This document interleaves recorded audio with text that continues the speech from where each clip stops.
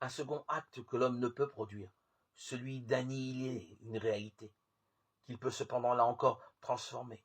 Il a la possibilité de détruire cette réalité et de lui faire radicalement changer de forme, mais pas de l'anéantir au sens strict, de la rendre au néant, de l'annihiler.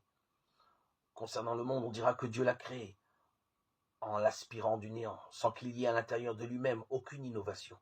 C'est cela la toute-puissance créatrice de Dieu, laquelle fut non seulement nécessaire pour faire émerger l'univers hors du néant, mais qui demeure nécessaire pour la conserver hors du néant.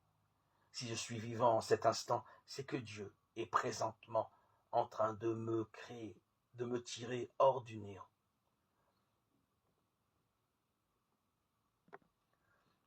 Dieu a créé les choses pour qu'elles fussent, ce qui signifie qu'il les a créées pour qu'elles fussent pour toujours. Il ne les détruira pas, mieux, il ne les annihilera pas.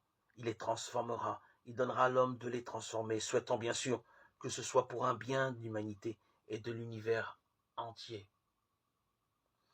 En ce sens, l'homme est appelé à être co-créateur, c'est-à-dire créateur avec Dieu. Ce dernier ne reviendra pas sur sa parole créatrice. L'univers n'est pas voué à l'annihilation, mais à la continuation de la création, à cette évolution créatrice appelée transformation, où l'homme, collaborateur de Dieu, tient un si grand rôle. Cette vision, cette compréhension des événements vont à l'opposé des philosophes de l'Antiquité, dont la pensée n'est pas si éloignée que l'on pense des théories modernes, y compris celles qui régissent bien des présupposés scientifiques actuels. Ces philosophes ne parvenaient pas à accéder à la notion de création à partir de rien, et quand il était question de la matière, se troublaient en la considérant comme quelque chose émergeant d'une puissance maléfique, définie de manière diverse, mais revenant finalement à opposer matière et esprit. Un tel dualisme aboutit à terme à l'antagonisme entre le mal et le bien, dans une lutte réciproque à force égale, dont l'issue ne peut être que désespérante pour l'homme. Telle n'est en aucune façon la vérité de l'Évangile. L'autre question peut ensuite se poser à l'intelligence humaine.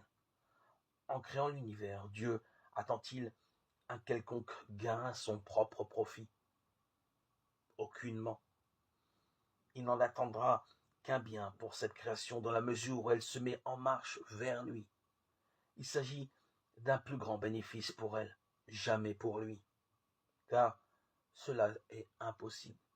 Quel avantage pourrait-il retirer en sa faveur, puisqu'il est plénitude?